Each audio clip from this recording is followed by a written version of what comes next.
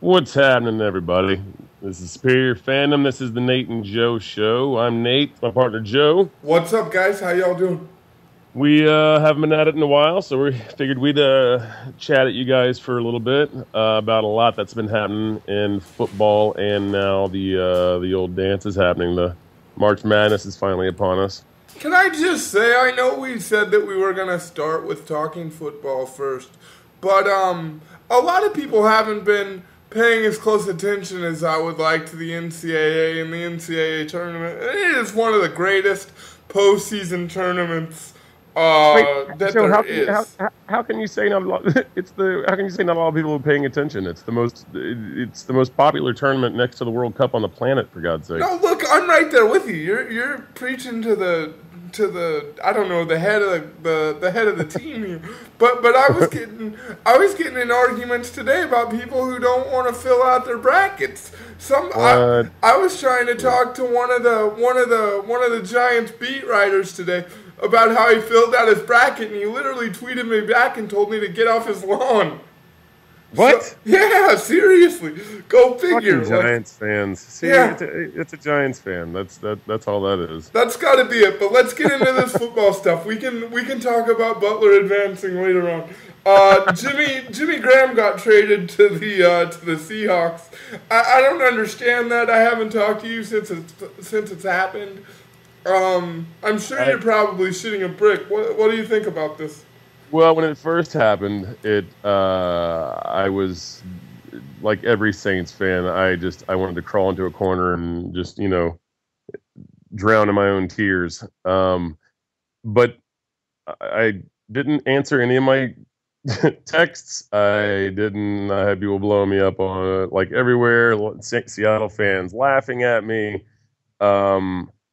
I basically blocked everybody out and just chewed on it for a day, and finally came out the other side of it. And I kind of get it. Jimmy Graham, yeah, he's, in my opinion, he still is the best tight end when healthy, the best in the NFL. He just got a massive contract, biggest in NFL history for a tight end, which tied up that alongside Drew Brees' contract, tied up every bit of money that the Saints have. We had an abysmal year. Not only did we have an abysmal year, Jimmy Graham, after getting that contract, it was his least productive season as a pro football player ever. Not to mention he battled injuries that he had never had to battle before. That being said, we dealt Jimmy Graham to Seattle for arguably the best center in the NFL, which one thing that Drew Brees did all year long last year was run around like a chicken with his head cut off, trying to avoid guys from killing him because he had no protection whatsoever. So we exponentially increased the production on our O-line and the protection for Drew Brees. That being said, we also got a first-round pick out of it. So now we have 2 first-round picks at least, and then on top of that, that opened up money to where we just picked up Browner from the Patriots, who are for whatever reason are having a fire sale on their defense. Hell, if not for Browner, they lose the Super Bowl, for God's sakes. He is a bona fide cornerback. He just he got busted for smoking weed, whatever. That is what it is.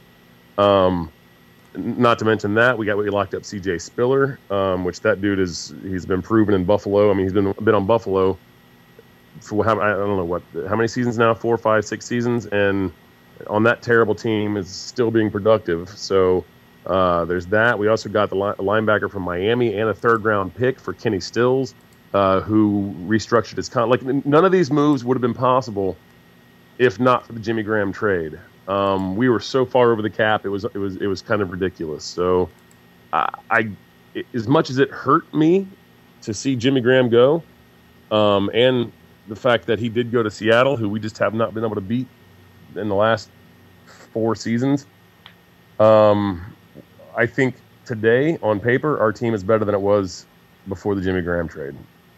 Did you guys not also re-sign Mark Ingram? I think that's a great pickup for you guys that kind of went under the radar. locked up Ingram, I think, for 3, maybe even 4 years. So now we've got Ingram and CJ Spiller 1-2, and that's just, I mean, to me, that's. I mean, our running game has been the least of our problems over the last decade. But I think that two-headed monster is phenomenal. Well, and I feel like too about that running game, especially if you lose Jimmy Graham, the Saints went to him a lot in the red zone to score. And I feel like Mark Ingram is a bona fide scorer, a guy once you get it down, inside the 5-yard line in the red zone, you need to get a ball in the end zone. He's definitely a guy that can do that. And I agree with you. I think that's a solid help. Not only that, Ingram's a big physical guy. He's not afraid to lay blocks. He's not afraid to help open holes for other guys. He and CJ Spiller. Like I said again, the two-headed monster. I think that's going to be CJ Spiller's another runner just like him. Like they just run with power. They're big and bulky, fast, and they run over guys. And I think I agree with you. Like it's those two guys. Our running game is solid, and I think Unger comes into that equation as well. I mean, you've got now a guy that is going to open up numerous holes up the middle for your running game and protect your quarterback. I mean, it's a win-win. Okay, so we've gone all over the positives of this, and I'll just kind of let it slide that you're okay with this trade. But I never said I was okay with it. I said I was upset about it, but I understand it, and I think that in the long run, it is going to benefit our team. I'm still sad about it. I love Jimmy Graham. I hate to see him go. Don't try and twist this around. Okay, I just need to be sure because I just remember like the Saints of the last, the last 5 years since I've known you, they've been a real, pick it up and throw it, quick moving team. One of the most exciting teams in the league, just as as an objective football fan. And I just wonder now, Drew Brees is the leader of that team. He always has, and I feel like he always will be as long as he's, a Saint. And I just wonder who he's going to throw the ball to, because not only did you lose Jimmy Graham, but Kenny Stills is now gone, and Marcus Colston had a really bad year, and I just wonder who Marcus Colston is going to bounce back. First of all, Marcus Colston still, I mean, he did have an off season, but Marcus Colston's going to bounce back. Kenny Stills, you put any wide receiver in the NFL with Drew Brees, and Drew Brees is going to make them look good. Any quarterback worth his salt in the NFL, and there's 5, 6 of them that no matter who was on their team make those wide receivers look good. Kenny Stills has not been the best wide receiver we've had by any means. No. But I just wonder who you throw the ball to. I don't understand the Kenny Stills move, except for the fact that we did get a stud linebacker out of it, but he was on a massive contract with Miami.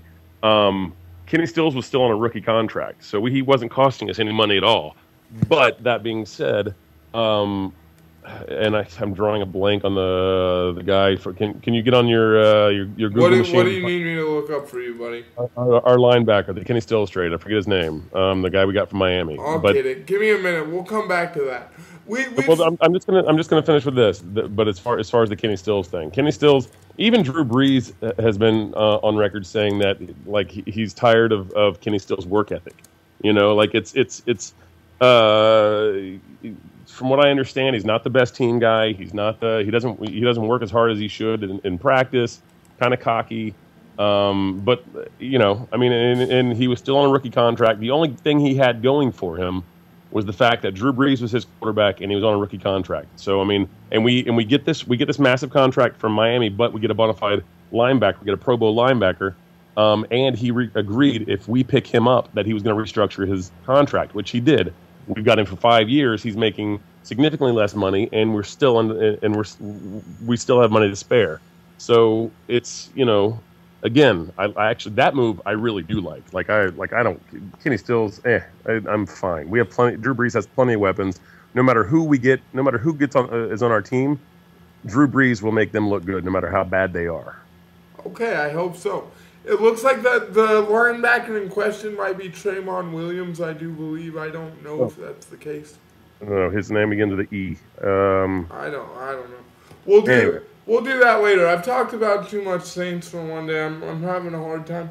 I want to talk about too much Saints, my friend. Speaking of Kenny Stills went to Miami, and I want to talk about the Dolphins, of course, because they made some other moves. I think Mike Wallace is now in the fold there, but more so with the whole AFC East in general. I feel like that team is just kind of like incestuous, or that division is kind of like incestually passed players around. You know, Revis went from the Jets to the to the Patriots, and then the Bills gave up Chandler to the Patriots, and that makes the fucking Patriots with their two tight ends with Gronk just a crazy team, and I have no idea how you're gonna stop that.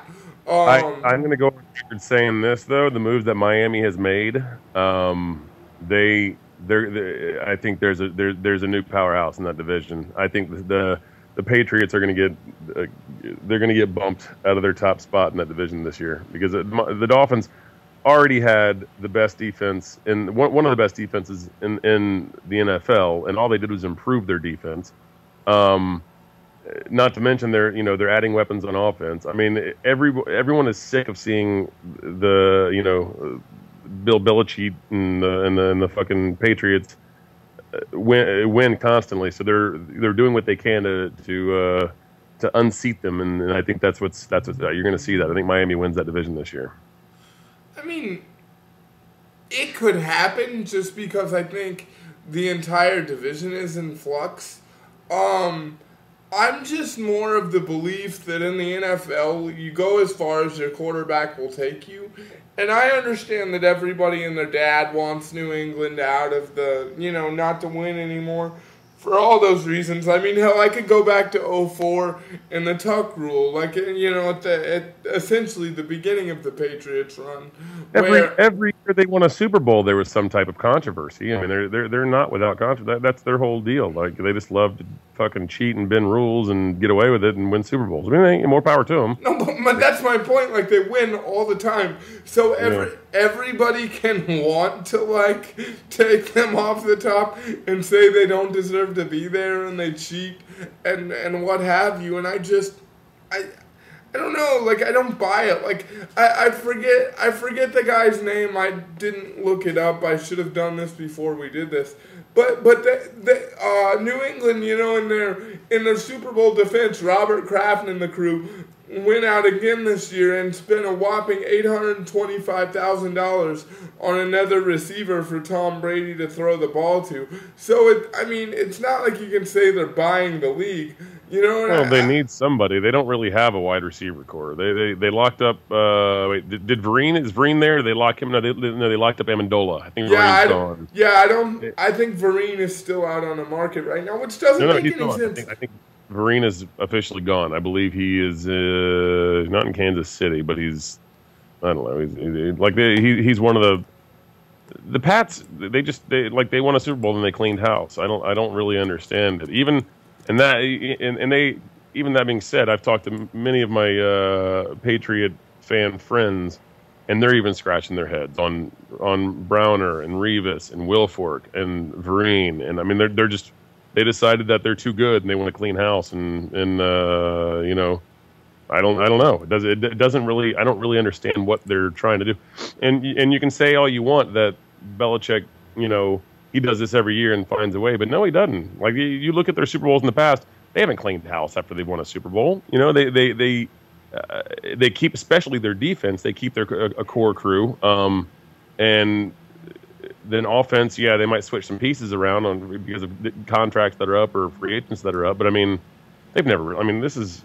I don't. I guess they just think that they're bored. They're bored in the NFL. They want to spice it up. Who knows? It's kind of amazing to me. Shane Vereen is still unsigned at the moment, but it's believed that he's headed to the Giants. Okay, there it is. Now, my thing is this, though. I feel like Bill Belichick has or the Patriots front office or what have you has a dollar amount that's like attached to everybody's head. And the second that dollar amount goes over anybody's head, they're no longer allowed to be on the team. And I don't understand it, but it works for them. And I don't know. Well, it's not like Wilfork's going to. I mean, like he's a New England staple, for God's sakes. And it's not like even like he went to Houston, and it's not like he's on a $10 million contract. I'm sorry, not a $9 million contract. He's making $4.5 million a year, 2-year, $9 million contract. That's not astronomical money. I mean, that's and only 4.5 of that is guaranteed. And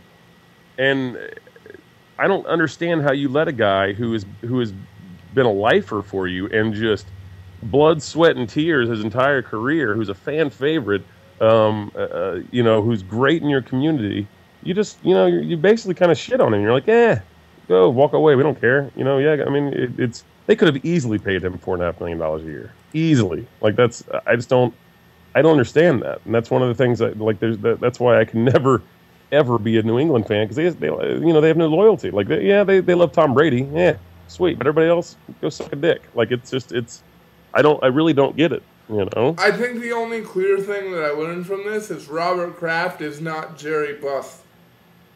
Well, that's for sure. You know what I mean? There's no $50 million pity contract for anybody laying around on the New England Patriots.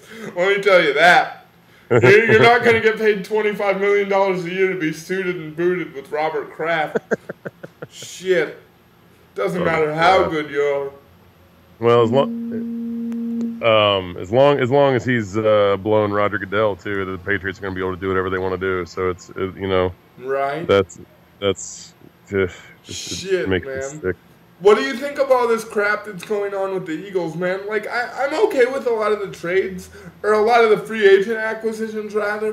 The one thing that I don't understand is how did they move Nick Foles for Sam Bradford?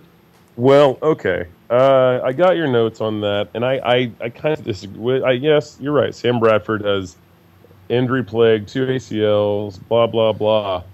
But a healthy Sam Bradford is better than anything that the Eagles have seen in the last almost decade, for God's sakes. So and they still have it. There might be a play for to trade down. Like, there's rumors that they still might make a play for Mariota, to trade down and get Mariota. So Nick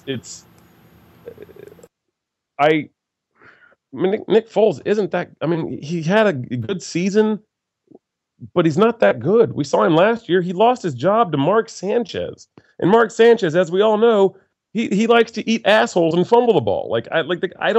Mark Sanchez is terrible, and Nick Foles lost his job to Mark Sanchez. So I don't understand why people are in such uproar about the fact that they're bringing on a guy that healthy, and that's a big if, but if he can get healthy, he's better than anything that they have seen in a long time. So, I mean, the draft, they still might make a play for another quarterback. So I don't know. I'm not upset with the Bradford, the Bradford move. I mean, Nick Foles, he's a mediocre quarterback at best.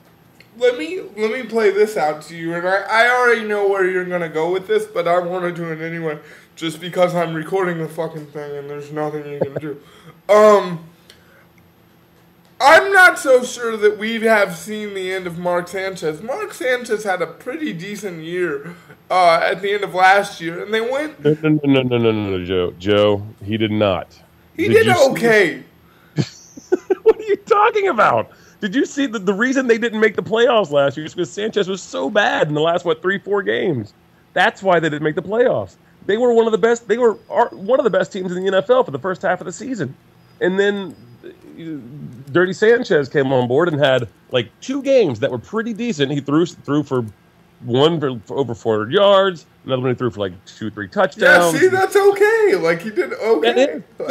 So we judge a quarterback on 2-3 games, and not what he does the rest of the season.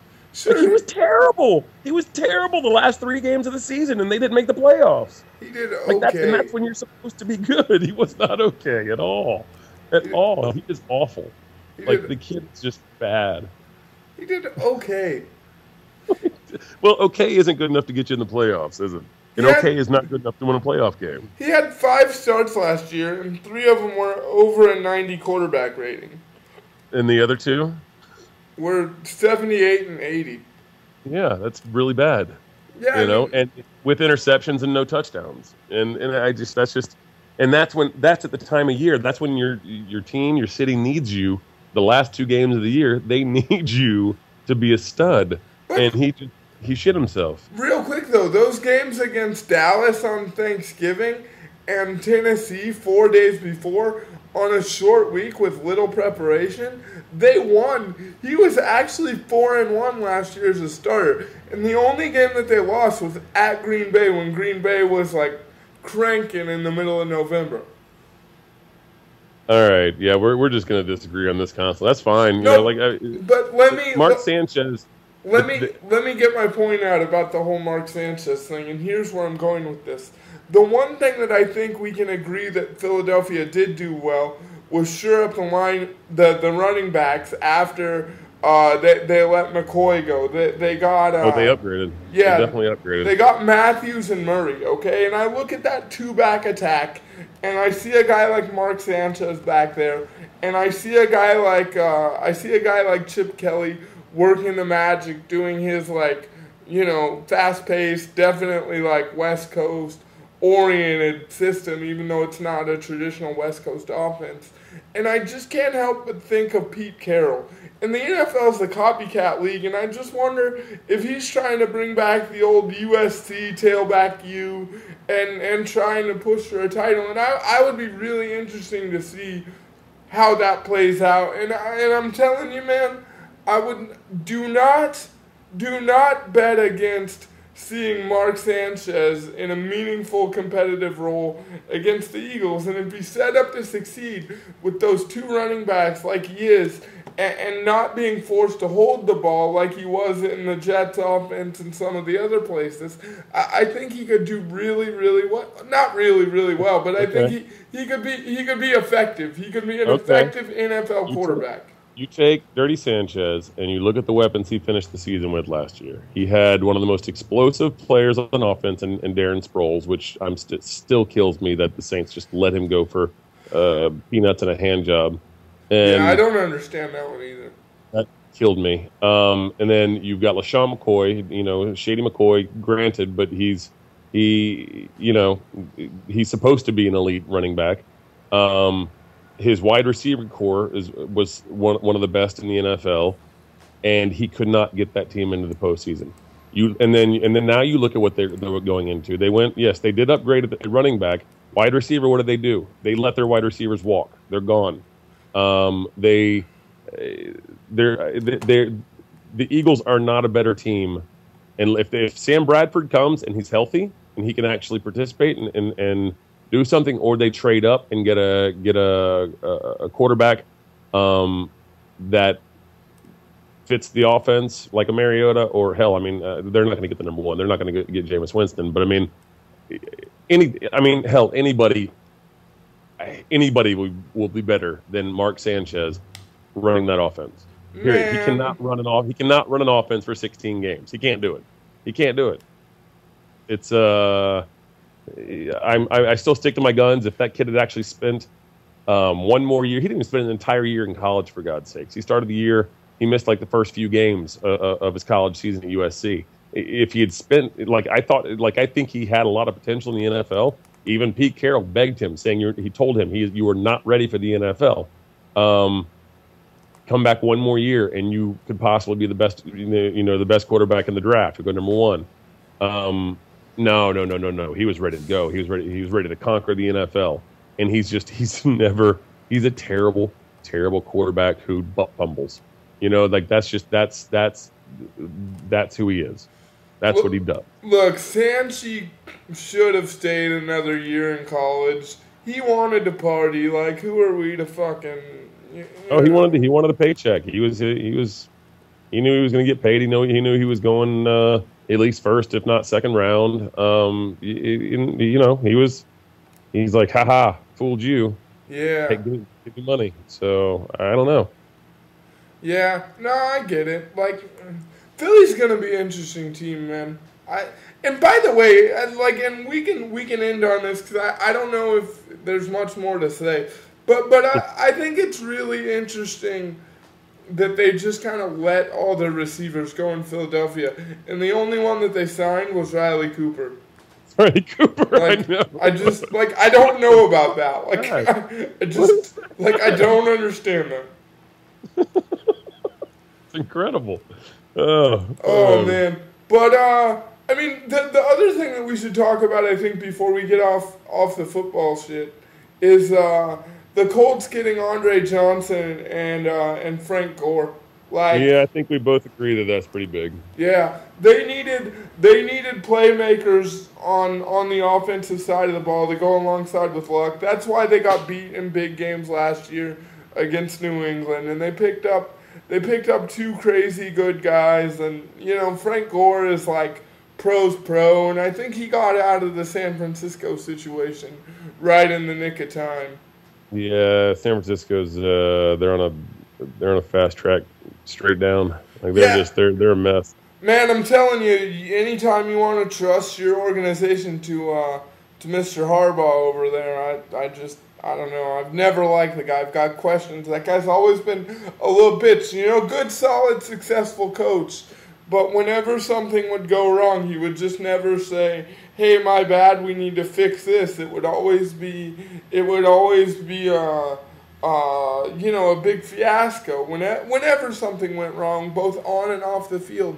And I just think that it promotes an organization of not having accountability. And I think that that's clearly what happened in the Niners, and I think that's where they are now. And I think everybody should get off that linebacker's back for wanting to retire. That's just who are you to tell somebody, when and how to go to work and earn a living? Fuck you. That's my 2 cents on that. Do you have anything you want to add before we talk about March Madness? I think the kid retiring is, that obviously raises eyebrows in the NFL. It makes everyone think whether, others are going to start doing it, but the kid, he's a very smart kid. He's 24 years old? Yeah, I do believe. He's 24. I listened to a couple of his interviews. He's done all the research on brain trauma. He's done all of it. He's spent his time at the books, hitting the books, as far as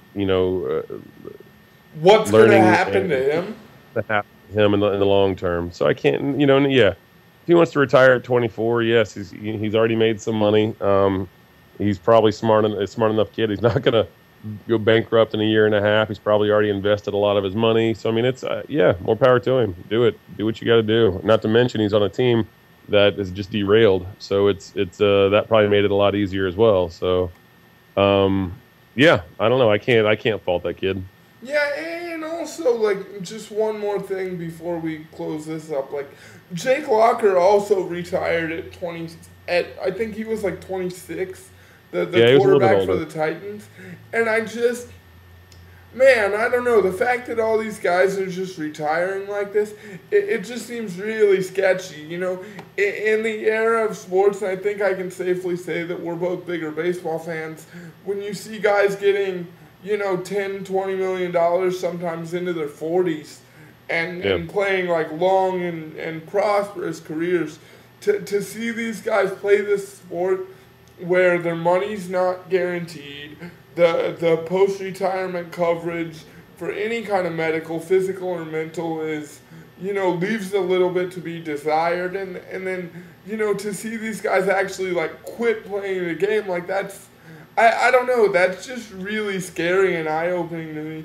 And I hope that as fans, the fans of football pay a little bit of respect to, how hard these guys work, and just, appreciate it for a little bit more than the barbarianness aspect of it. I don't even know if that's the right word. But I don't know. I think that sometimes that shit gets missed on people, and I don't really dig it that much. I got you. Yeah.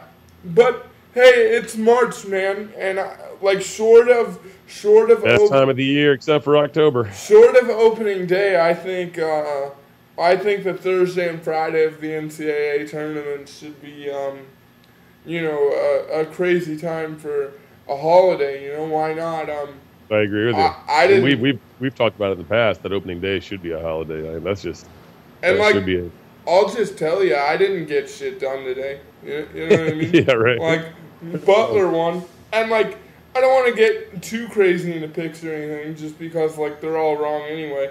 My general philosophy today was fuck it, just go with the chalk and you'll be all right, and we see what happened with that. Yeah.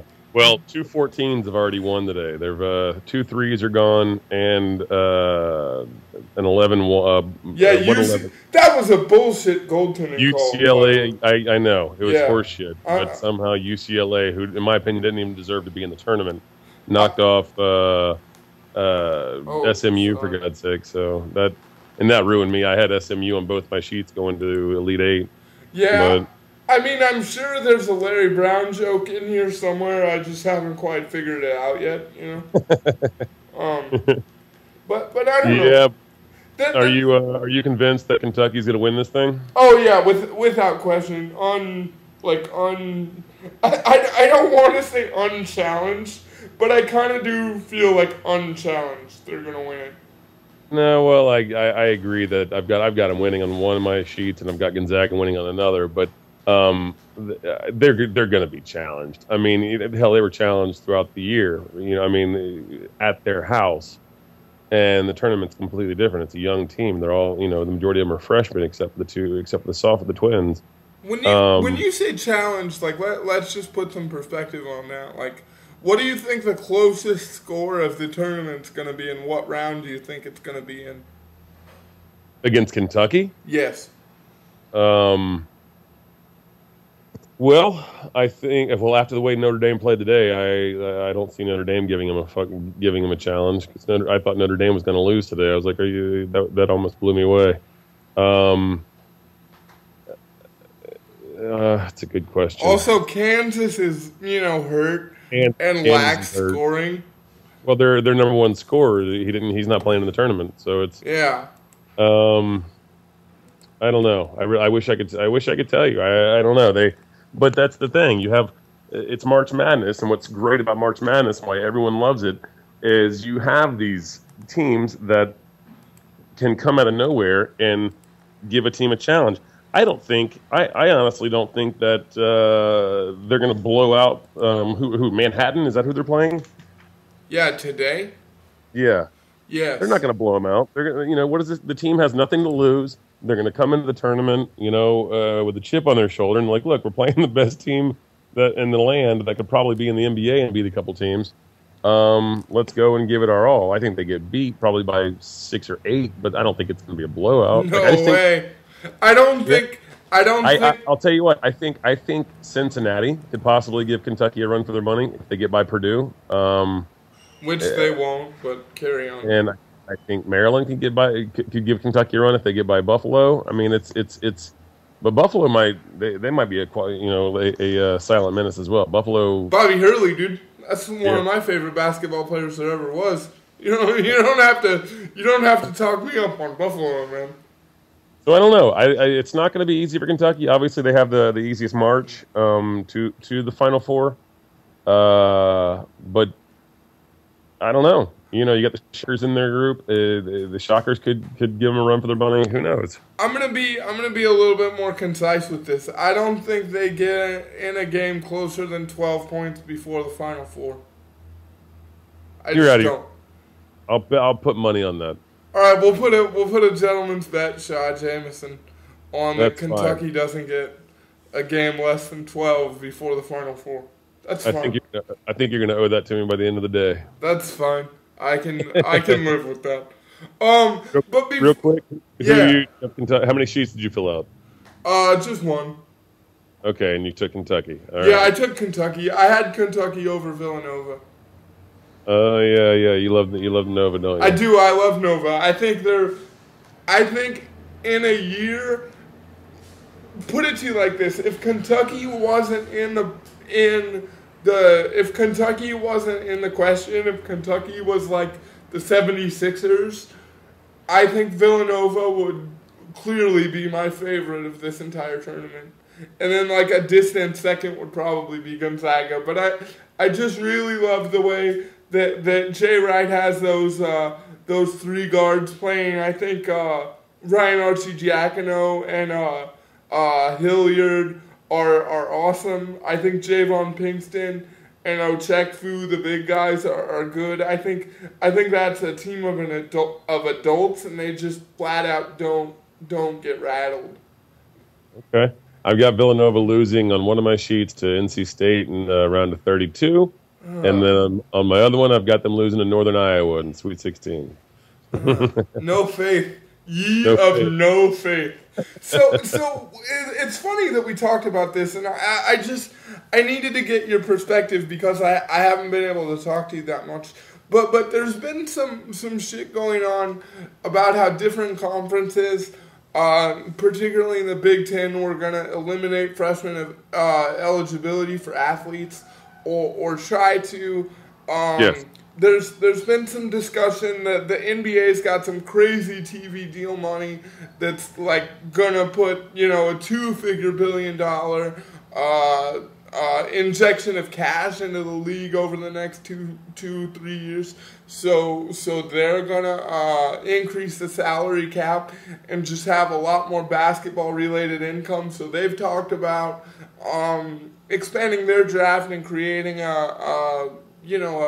minor leagues, if you will, for the NBA, similar to what baseball does as opposed to the way the D-League is now. And I just kind of, I don't know, I noticed that people are less down with the tournament. They're not as hyped on filling out their brackets. I know that people aren't watching college basketball outside of March as much as they have in the past, and I just wonder how you see this whole one and done or the evolution of college basketball and where that is, because I think. Go ahead. Well, I was just going to say I've hated the one and done since they've incorporated it. Like the fact that they make these kids that want nothing to do with college go to college for a year is, to me, is completely asinine, and I think it ruins programs more than it helps them. That being said, if you're going to have, the minor leagues of basketball, to me, that's already college, because the baseball minor league, it's so much harder to get, and you've got so many other players on rosters in college.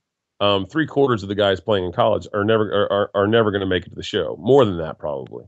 And that's just not the case in basketball in college. The majority of the kids that you're playing against on a big program, especially the big programs, when it comes to the dance, a lot of those kids are getting drafted and they're playing next year in the NBA. In fact, the majority of those kids are.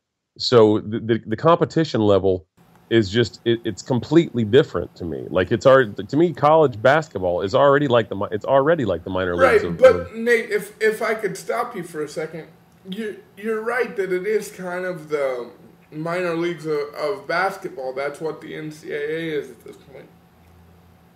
Yeah. But when I look back, even this season, and it's happened in the past, I mean, like we don't have to go back far. Look at Anthony Davis being 19, missing his first year. Look at Blake Griffin coming out after being one and done and losing his first year.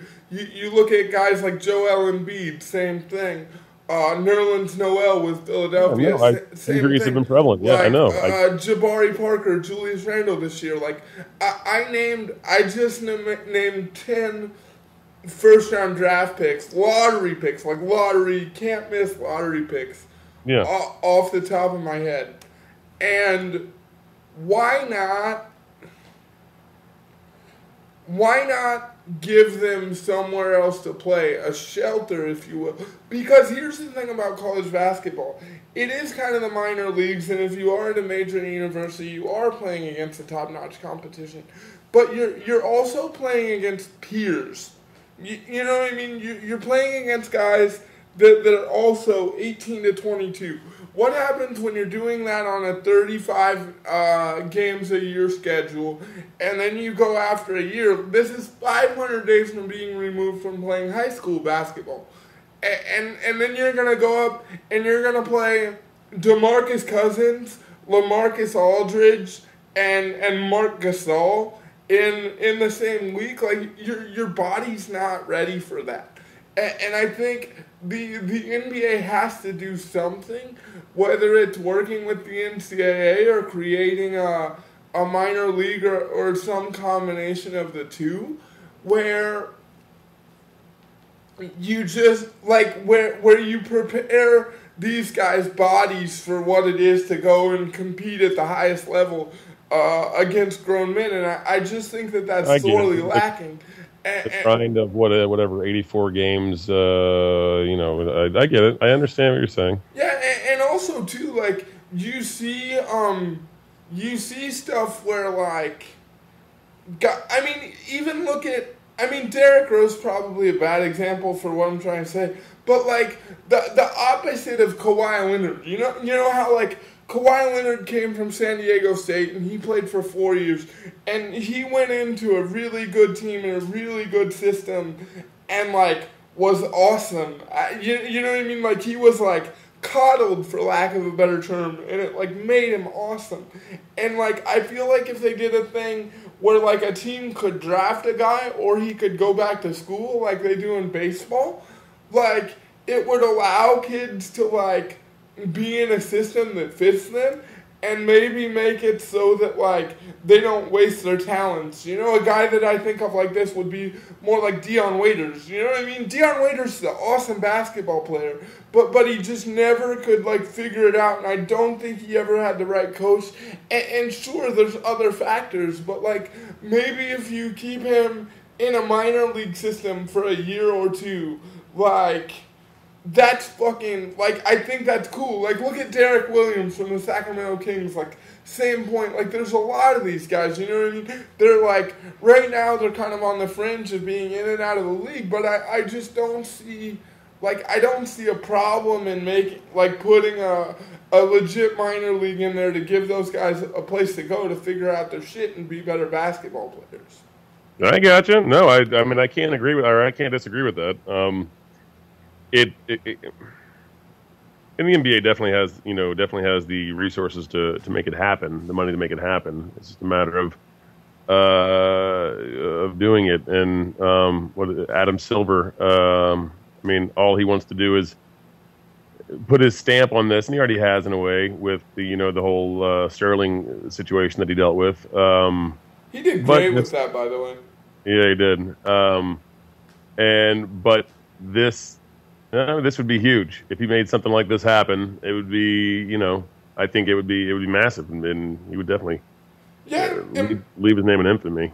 Plus, the other thing that I think would just be cool, like, could you imagine all the fucking rad trades that you could do with, like, prospects and, like, whatever, like they do in baseball, but with basketball? Like, that'd be, I don't know, man, I just think it'd be, like, if nothing else, it'd be so cool, and, like, they could go into Argentina and, like, Europe and other places, and, like, get guys, like, the baseball goes into Cuba and the Dominican and wherever else, like, I mean, I don't know, like, I just, like, if for no other reason, I just think it'd be cool. Like, I would almost want to watch the NBA, like, minor league more than I'd want to watch, like, the real basketball. You know what I mean? Like for example, like, if you're a Sixers fan right now, or even a Sacramento Kings fan like me, and you got a guy hanging out down in AAA that's going to be a boss, like, wouldn't you want to like that? I don't know, to me it would just be cool to, like, hang out with that guy, you know? I agree. Well, you know me and my my problems with the NBA anyways. Like, I just love college basketball because the kids are actually playing for something. To me, NBA, they're playing, like, it's all individual based, and they don't really give a shit about anybody else except themselves. And to me, the talent or the competition is just, it's so often, more times than not, it's one-sided. Oh, geez. Everybody, thanks whoever tuned into this. If you do listen to this, thank you for tuning in. Nate, tell them where they can find it. SuperiorFandom.com, or you can go to our Facebook page, Superior Fandom Facebook page. We have our Twitter page, we have a Twitter feed. I think we got everything except for Instagram, right? We got everything except your ass. I'm gonna let you go get on the other line, buddy. We will talk to you next time. All right, take care, brother. All right, later, man.